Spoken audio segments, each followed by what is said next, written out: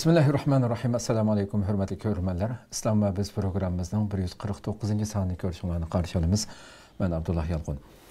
Qadrli ko'ruvchilarimiz, hammaga ma'lum bo'lgandek, hali bir qancha yil o'tib hozir har bir musulmon o'zining hayotida, mayli dunyolik hayotimizda bo'lsin yoki oxiratga aloqador masalalar bo'lsin, chuqum Qur'on va sunnat nuri ostida uning ko'rsatmasi bo'yicha tushunishi kerak bo'lgan xilma-xil temalarni ayrim mavzu qilgan shaklda huzurga sunib kelyapmiz. Alloh umr bergan muddatgacha yana davom qilamiz inshaalloh.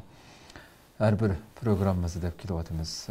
Bu programmamizda so'zlangan barliq temalarni eng to'g'ri shaklda tushunib hayotimizga tatbiqlagan va Rabbimizning roziligiga erishgan shu baxtlik mu'minlarning qatoridan qilishini Rabbimizdan tavajjuhlik bilan so'rab boshlayapmiz va bu duo bilan, bu tilak bilan oxirlashtiryapmiz.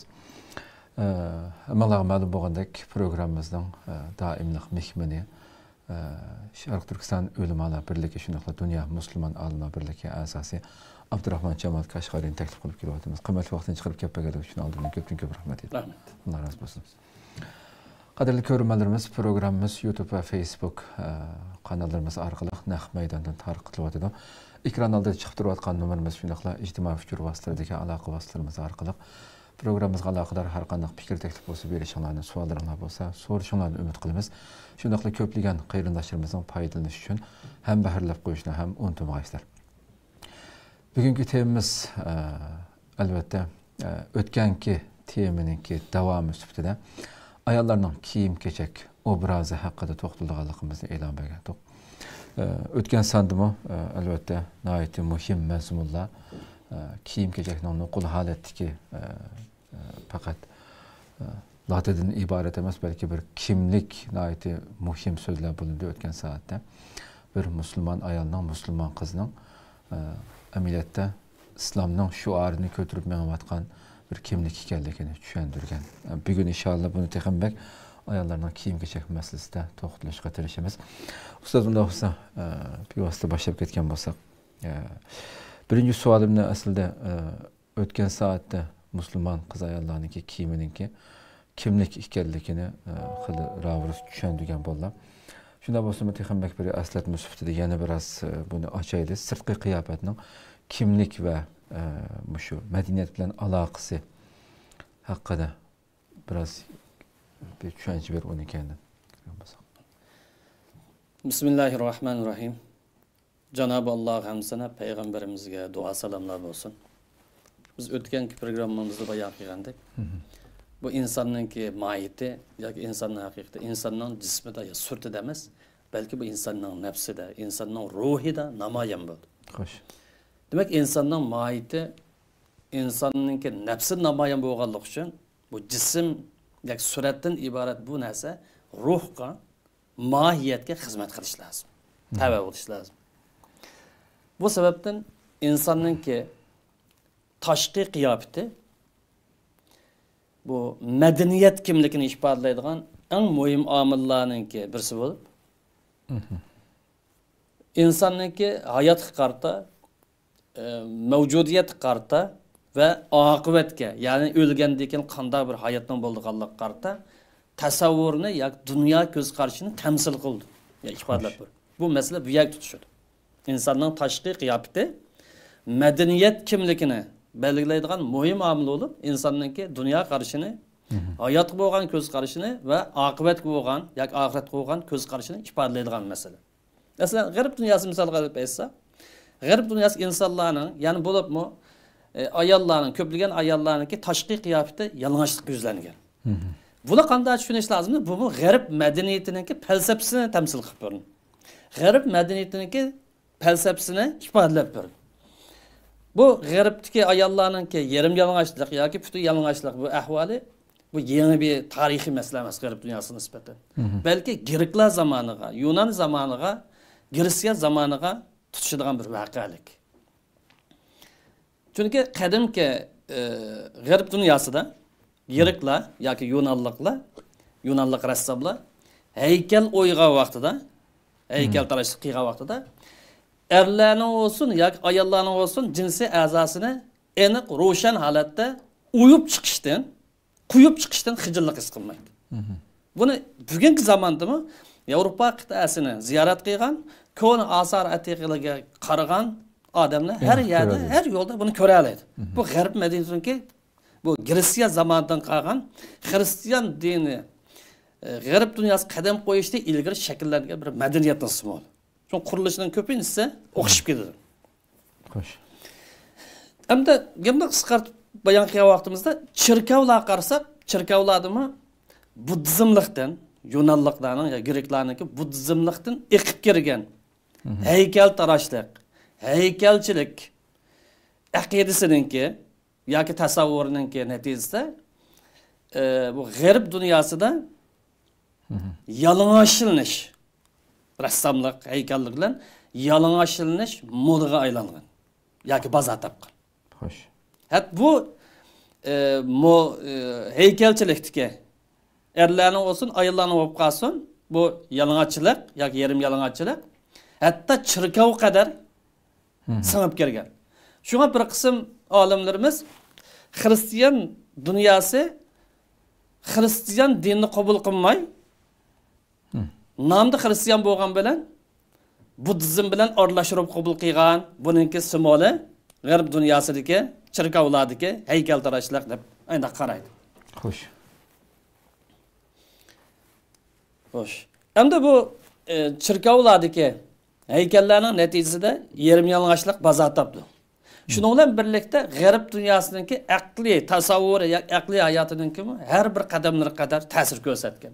Qaraydigan bo'lsak, adabiyat bo'lsin, san'at bo'lib qolsin, yangi zamondagi filmlar bo'lib qolsin, kinolar bo'lib qolsin, bu yarim yalang'ochlikninki naqadar bir ta'sir kuchga ega ekanligini ko'ra olamiz. Demak, bu g'arb dunyosidagi yalang'ochchilik, adabiyot san'atdagi, filmlardagi va boshqa fikriy sohalardagi yalang'ochchilik ham bu tashabbus yoki ayollar harakati bu qadimgi grek madaniyatiga tutishadi. Bu qadimgi grek madaniyatiga qaraydigan bo'lsak, bularda shahvatni ulug'lash va ko'ngilniki jinsiy lazzatga bo'lgan cho'qinishni muqaddaslashtirish mujassamlashtirilgan. Bu haykaltarashlikda Xo'sh. Tarixiy manbalarda bu aniq ko'rinib turadi. Endi bu sirtqi qiyofat yoki bu ko'rinish yoki bu surat buni tasavvur shakllantirishda, qaror olishda buning ta'siri bormi? Bugun kunlikda qaraydigan bo'lsak, g'arb dunyosida qiz ayollarninki har turli suratlari, mayli kiyim bilan bo'lsin yoki kiyimsiz bo'lsin, her xil mahsulotlarni bozorga serish uchun har turli tashviqot vositalarida bir vositaga aylanganligini buni ko'rgani bo'ldi. Xo'sh. Yarim yalang'och ayollarning yarim yalang'och suratlarininki iqtisod markasiga aylanganligi, iqtisodiy markaga aylanganligi, hattoki siyosiy partiyaning markasiga aylanganligini buni ko'rgani bo'ldi. Demak, buning hammasi bu tashqi qiyofat kimlikning alomati, madaniyatga tava ekanligining alomatini bu nuqtadan his qilgan bo'ldi. Ham islom dunyosi kelgan vaqtida oxirgi bir asr mobaynida, ya'ni 100 yil ichida mustamlikaninki ta'sirida, sharqshunoslikning tashabbusida va g'arbning sekularizmni qabul qilgan, o'zini ziyoli deb atagan, o'zining kimligini yo'qotgan hokimiyatning, qo'choq hokimiyatining ta'sirida jamiyatning dindorligini buzishga, oilaninki islomiy qimmat qarashlarini vayron qilib tashlashga, g'arbninki oila posonini shakllantirish uchun ishlatilgan.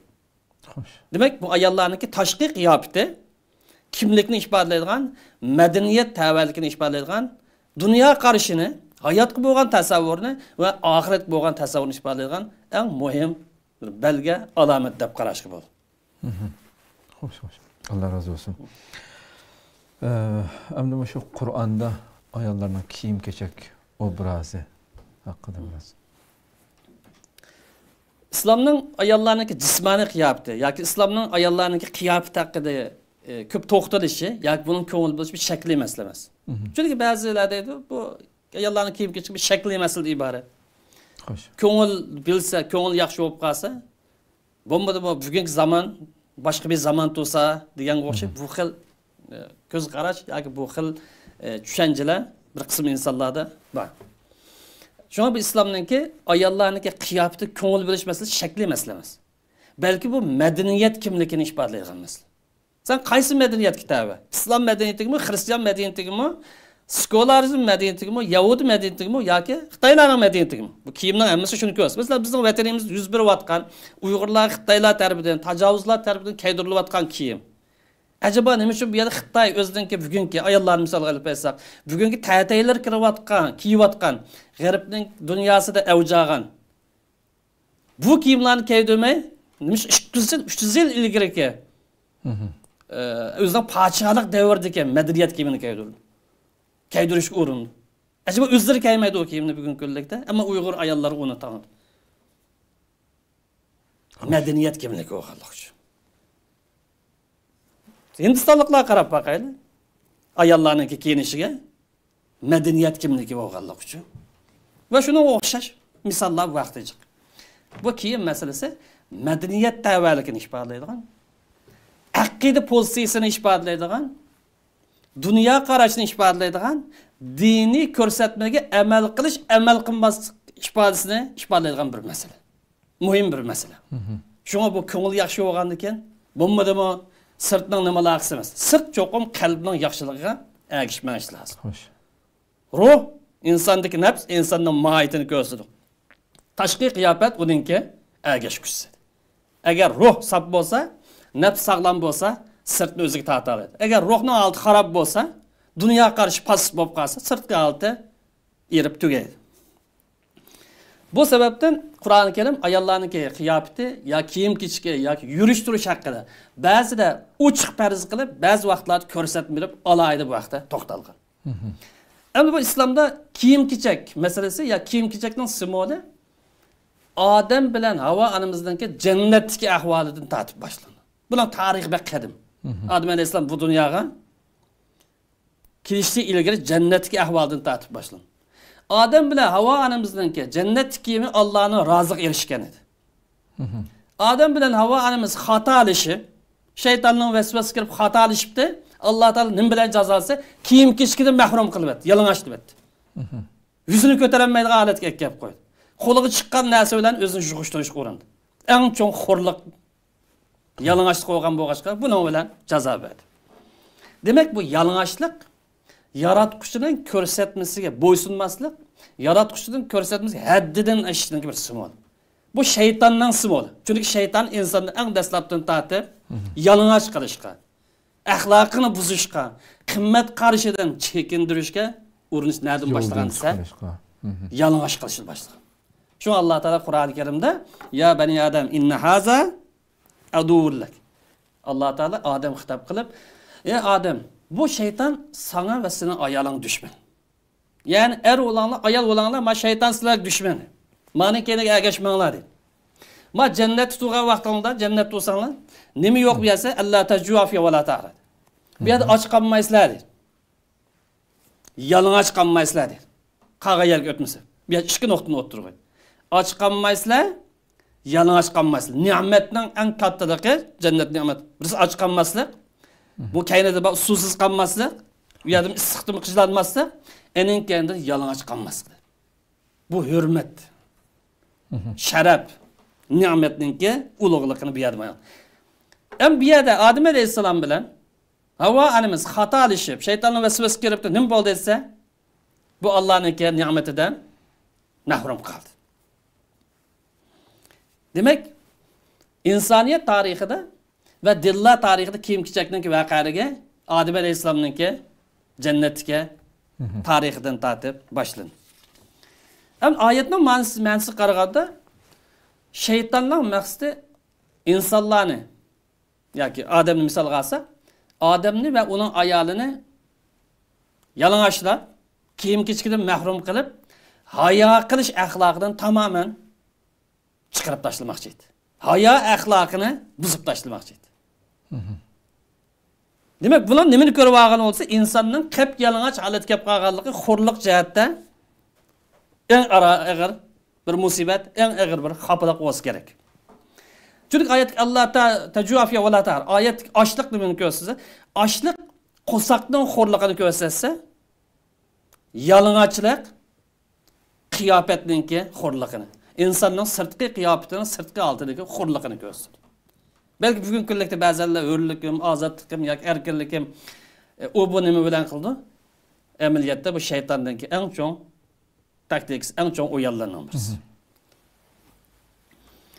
Biz belki keyin to'xtalishimiz mumkin. Bugungi kiyim moda injenerlarininki, insonlarninki haya axloqini, insonlarninki fazilatini, insonlik sifatini buzish uchun qanchalik bir rol o'ynayotganligi haqida keyin ayrim to'xtalishimiz mumkin.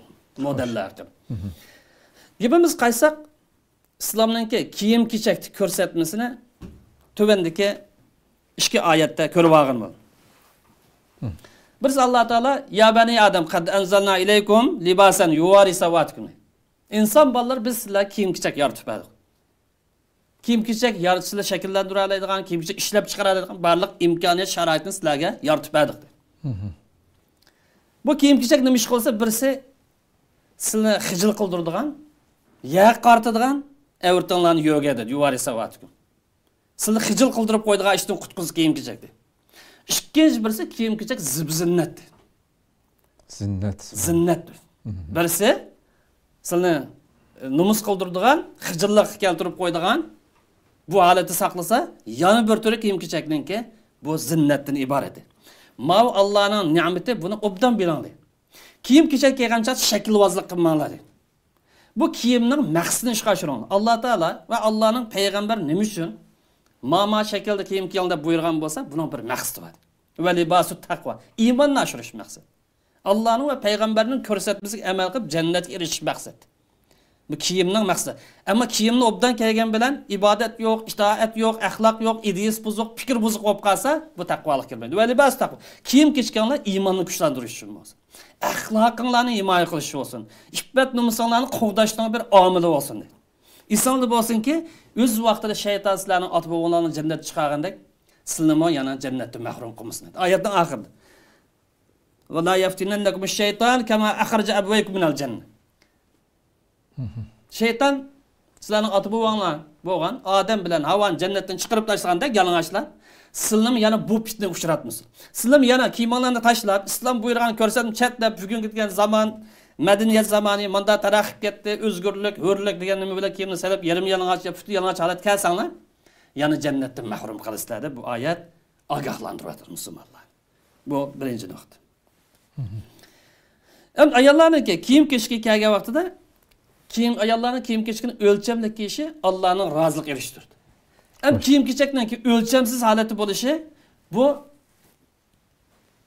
nafsining zinaga yoki ruhni poklashning zinaga jismni muqaddas bilish yoki badanni muqaddas bilishga iborat shaytonning simvolini ko'rsatib qo'ydi va Allohning ko'rsatmasiga qarshi jang e'lon qilganligini ifodalaydi. Bu vajidan Nur surasidagi va Ahzob surasidagi ikki oyat kiyim-kechakning o'lchimini ayollarga qarata ikki oyat aniq bayon qilgan. Bular talash tartish ketmaydi.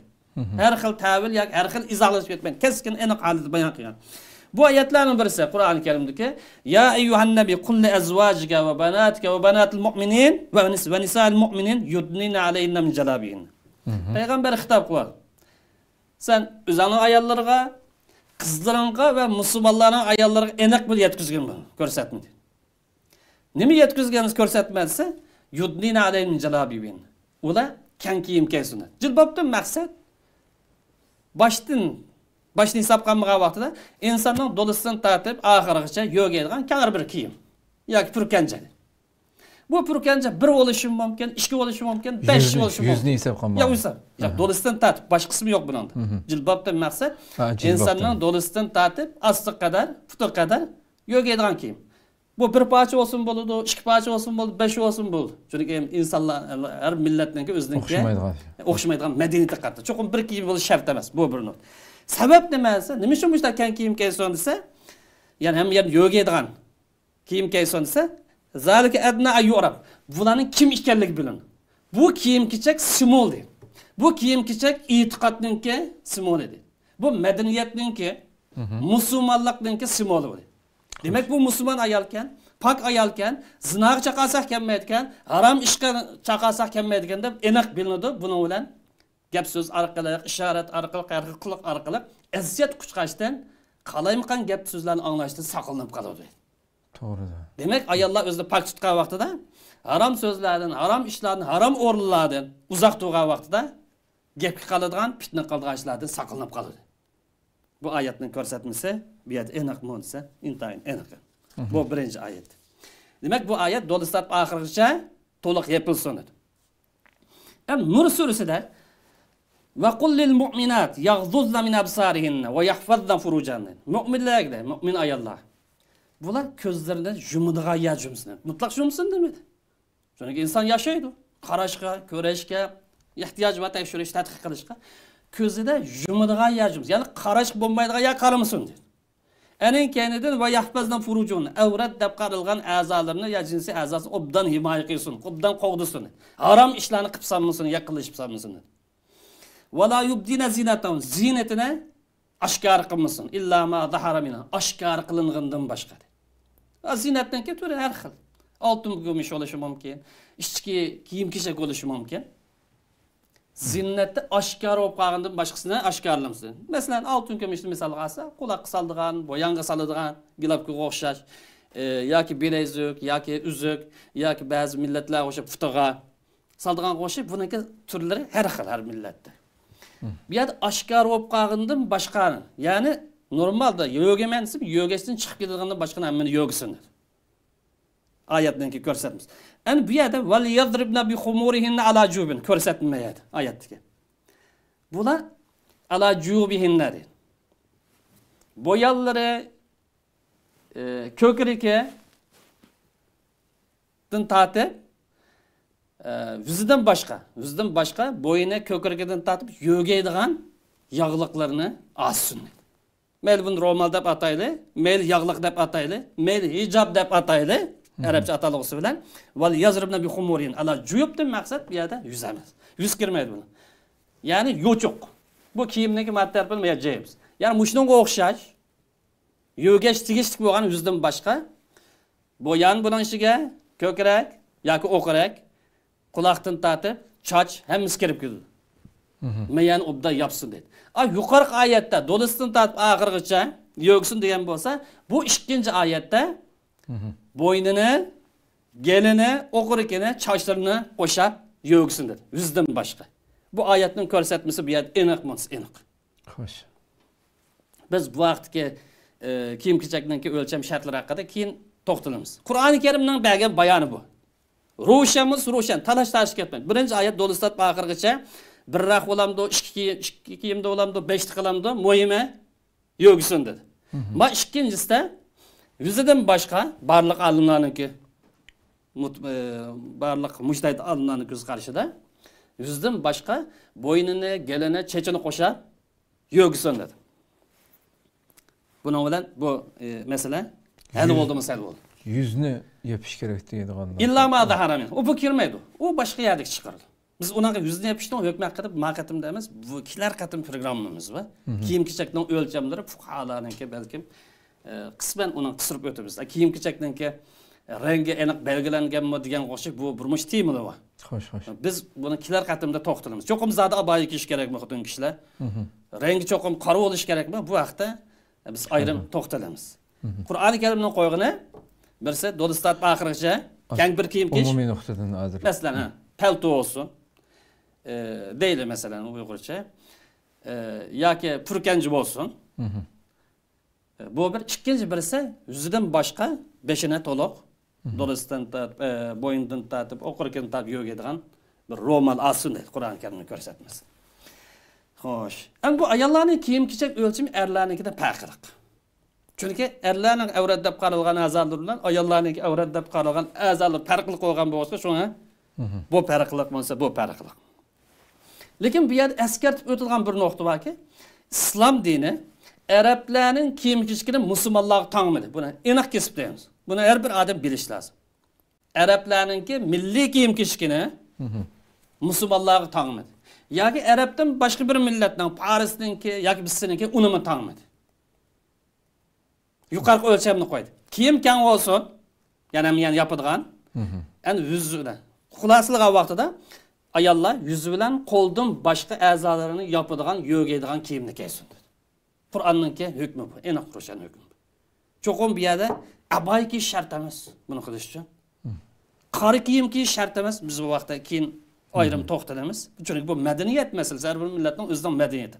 Bu yer islom dini Arablarning kiyimini musulmonlarga taqmaydi. Yoki boshqa bir millatninkini musulmon kiysan deb taqmaydi. Balki o'lchamga qarta yuqori qo'yilgan o'lchamga rioya qilinglar. Mushning amal qilinglar deb buni talab qildi. Erlarning kiyim kechishga qarsak, erlarning kiyim kechishida bir qancha shartlar bor. Ayollarnikini demagan bo'lsak, deydikmi yo demadikmi? Ayollarning birisi kang bo'lish, bizga yana tafsil to'xtalamiz kilarabda. Birisi kang bo'lish, ya'ni badandan ke yuz bilan qo'ldan boshqa ham yo'gash. Tav olmaslik, nipiz olmaslik. Bu 3 shart tugdi. Undan boshqa shartni uni ko'paytirishning hech bir ehtiyoji yo'q. Hammasi xulosalganchada mishaydi. Yuz bilan qo'ldan boshqa a'zoni to'liq yo'gash, tarz altın dedik. Biz mustahab altı kelmedik. Qo'l bilan yuzdan boshqa a'zosini to'liq yo'gash. Bak nipiz olmaslik, a'zoni sifatlab qo'yib, tar olmaslik tugdi. Erlarning kiyim-kechak o'lchimi birisi boshqa millatlarning, ya'ni boshqa millatdan maqsad kofirlarningki diniy tusnagan kiyim-kechak bo'lmaslik lozim. Masalan, buddalarningga o'xshash. Yoki xristian poplarningki kiyimi o'xshash, papaningga o'xshash. Bunda kiyimni erlarning kiyishi harom. Diniy tusag'anlik uchun. Bu birinchi sharti.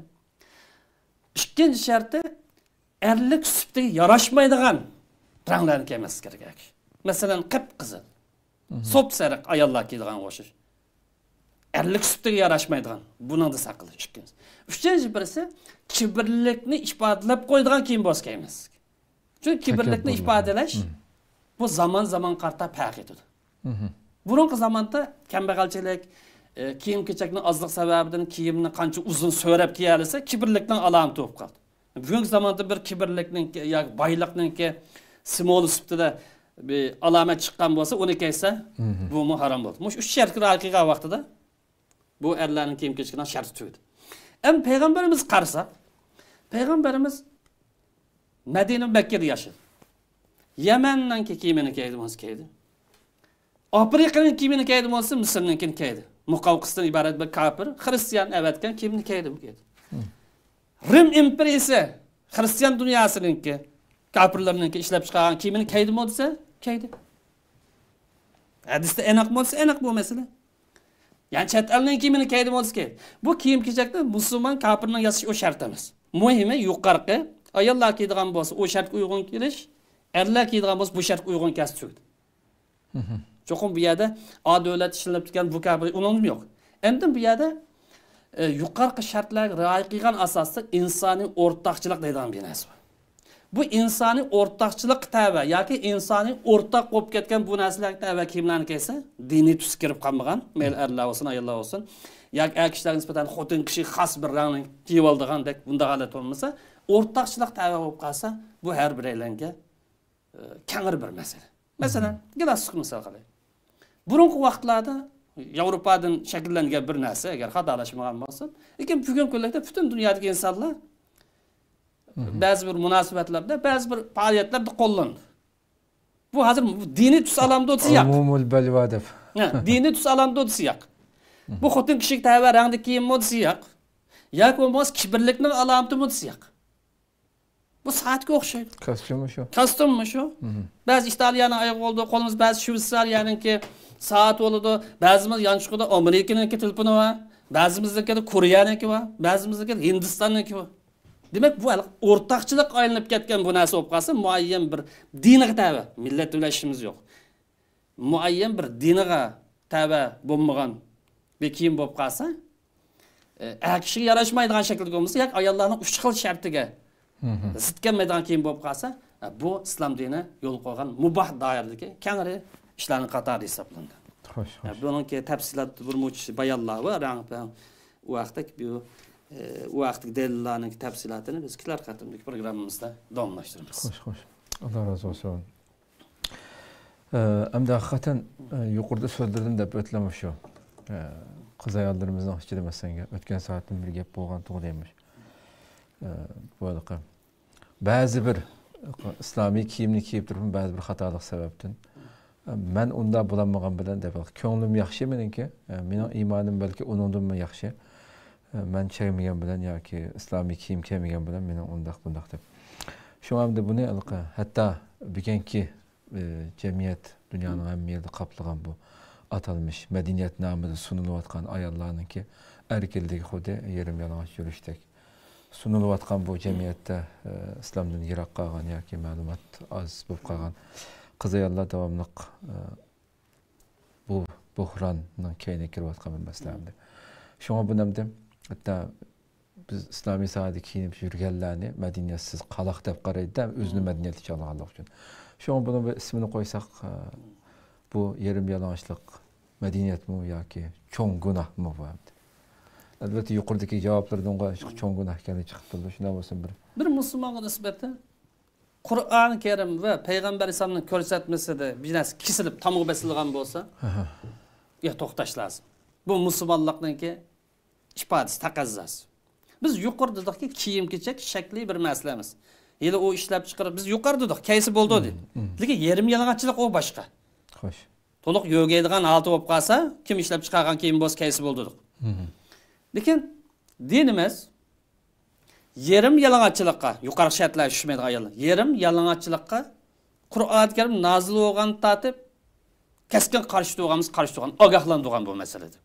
Buni aniq bilish lozim. Peygamberimizin zamanı qarasa o vaqtdagi islom jamiyatida qiz ayollarning yerim yalang'ochlik ahvoli yo'q edi. Gerçi islomda ilgari ahvollarda ba'zi yerim yalang'ochlik ahvol bo'lgan bo'lsa, lekin islom jamiyatida yerim yalang'ochlik ahvoli yo'q edi. Ammo payg'ambar islom payg'ambarlik ko'zi bilan kelgusini ko'raliganlik uchun bu payg'ambar xos ahvol bu. Bishorat bergan yoki ogohlantirgan ahvollar. Payg'ambar islom payg'ambarlik ko'zi, boshqa bir faylasuf, ya'ni biz qilolmaydi buni. Payg'ambar o'g'anlik uchun qiyomatning alomatini so'zlaganda mayli bugungi zamondagi buni payg'ambarlik ko'zi bilan emas. Payg'ambar islom payg'ambarlik ko'zi bilan ko'rib bizning zamonimizga qiyomat qadar bo'lgan boshqa zamonlarga kelgus yuz beradigan bir bo'lik ishlarni xabar qilgan. Payg'ambarimiz xabar qilgan bu ishlarning qatorida bir zamonlarda ayollarning yerim yalang'och bo'lib ketganligi, sochlarini o'chib qo'ydiganligi, moda shakllantirib har xil posullarni paydo qilib olganligini payg'ambarimiz 1400 yil ilgari aniq o'ttirib qo'ygan. Masalan, payg'ambar alayhisalom gibimizga nima qilsak, bu yerda madaniyatlashish nomida bugünkidek madaniyatlashish nomida masalan u yerda yashagan bo'lishi mumkin, biz bu yerda yashagan bo'lishi mumkin, yoki u Xitoyda yashagan bo'lishi mumkin. Madaniyatlashish nomida, madaniyat bugungi madaniyat degan bu hukm ostida unga ergishish, kiyim-kechaklarni egizpas holatda kiyish, musulmonlik ko'rsatmasi amal qilmaslik bu shaytonning yo'liga ergashganlik va Allohning ko'rsatmasiga aniq qarshi chiqqanlik. Buni musulmonlar aniq bilish lozim. Bu vaqtda musulmon xonim qizlarni ogohlantirib payg'ambar alayhisolamning bir hadisini eslatamiz. Payg'ambarimiz shunday dedi: "Ikki turlik inson bor dedi. Sinfan.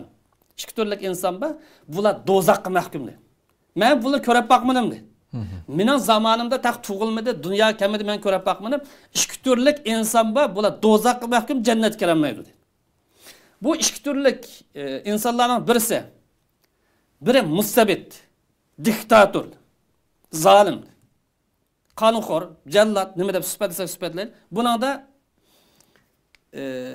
qamchi bor qo'lda, qamchi tushmaydi u. Qamchi faqat bir simvol. Qamchi bo'lishi mumkin, kaltak bo'lishi mumkin, tok kaltak bo'lishi mumkin, qo'lni kishanlaydigan kishan bo'lishi mumkin, suv turmisi bo'lishi mumkin, Suriyadagi o'xshash qatma-qat inson nafas ololmaydigan turmi bo'lishi mumkin. Demak, insonga har turlik zulm qiladigan, insonning odimiyligiga chaqildigan, insonning izzat sharfiga chaqildigan, insonning hurmatini dafsand qilgan diktator, mustabidlik aynda bir zaman paydo bo'ldi. Demak, mushu siyosiy tuhmatlar bilan yoki har xil batnomlar bilan gunohsiz insonlar, begunoh insonlar yoki yo'lsizlik bilan zulm qiladigan bu diktatorlar jannatga kirmaydi. Diktator va uningki atbolari, ergashuvchi askarlari, qo'g'dug'uvchilari, qo'llovchilarning hammasi bu jannatga kirmaydi. Faqat diktatorning o'zi emas.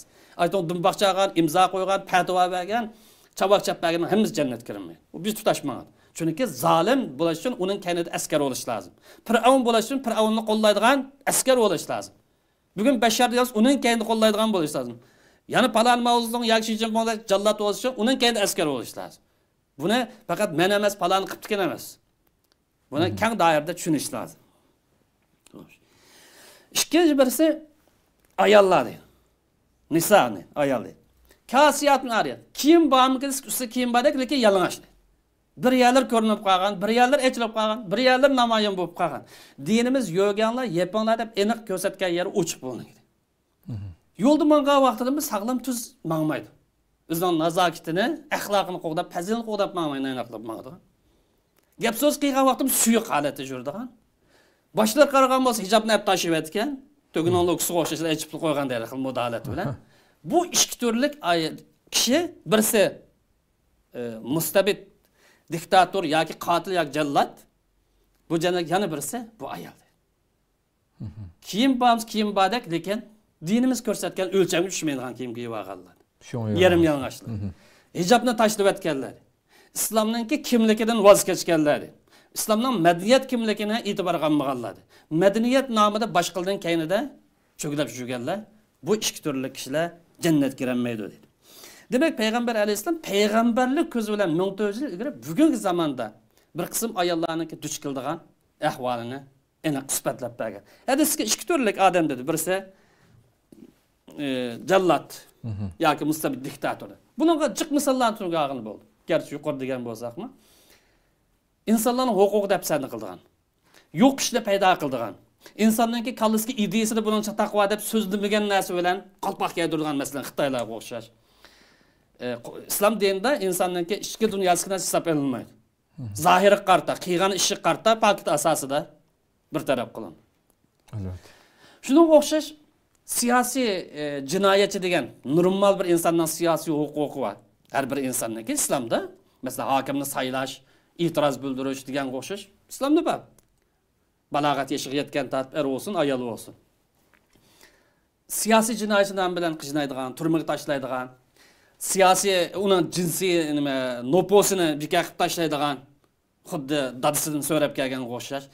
Bu mustabid podshohlik tuzum yoki mustabidlik yoki kommunistlik arab dunyosining ko'pinchisida bu mustabidlik mavjudimiz mavjud. Diktatorlik mavjudimiz mavjud. Ya İslam vakillik qilmaydi, ya o'zininki milliy qavm millatiga uning vakillik qilmaydi. Ko'pincha mustamlik davlatlari tikib qo'ygan shumbuydan iborat. Abdukarim Abbasov o'xshaydigan maxluqlar. Buni biz takrar gerçi programmani so'zlagan bo'lsakmi. Demak, bu xil turdagi inson jannatga kirolmaydi. Ikkinchi qismida nisaun kasiyat ar. Kiyim bor, lekin kiyim emas. Kiyimdan maqsad ish qochmaydi. Kiyim bor degan olmaydi dedi. Bu ayollar intayin buna diqqat qilish lozim. Ba'zi ayollar qarasak, bugungi zamon moda deb qarab, bu to'g'rimi, xatomi, halolmi, harommi uning qaramasdan moda deb kiyib ol. Qarasa, eng kambag'al bichara o'xshash uyabiyalar jitiq kiyimlarniki. Ila tiz jitiq, ila yot jitiq, ila bir yari jitiq. Ish og'riqdek darajada moda deb kel. Lekin bu shariatda yoki bir musulmonda naqadar bir gunoh bo'lganligini uni o'ylamay keldi moda deb. Biz o'tgan qatimda biz bu haqda ko'p to'xtaldik bu masala. Bu masalaninki bugun gaplarning ba'zisini nima deydigan qarindoshlar o'tgan qatimlik programmaga diqqat qilsa bo'ldi. Ayollarning naqadar go'zal yaratilganligi. İnsan jalb qilg'idek, erin jalb qilg'idek yaratilganlik bu ne'matning qadrini biz o'tgan hafta to'xtaldik. Demak, jamiyatning pok bo'lishi, madaniyatli bo'lishi uchun, sog'lom bo'lishi uchun, kasallarning taqimiz uchun, har turli ofatlarning musibatning yuz bermaslik uchun bu yerda ayollarningki axloqni qo'g'dishi eng muhimdir. O'tgan programmamizda. Lekin bir qism ayollar qarasa, kiyimlar jituq. Modasiga yashab. Ba'zining kindigi ochiq. Ba'zining qarasa kiyimi qisqa, ba'zining intayin nefis. Hattoki jinsiy a'zolarini monument deb namoyon qilib qo'yganlar. Bu islom ko'rsatgan o'lchamning hech qanday bir bu soxtalik bu. Kazzoblik bu. Bu hili ishlatganlik dini. Buningga bu qarindoshlar intayin diqqat qilish lozim. Shu oxirida kesib bu yerda deymizki, bu yerim yalang'ochlik madaniyat emas. Bu madaniyatning simvoli emas, balki eng og'ir gunoh. İslam tarasiga sağğa vaqtida Qur'oni Karim va sunnat tarasiga eng og'ir gunoh.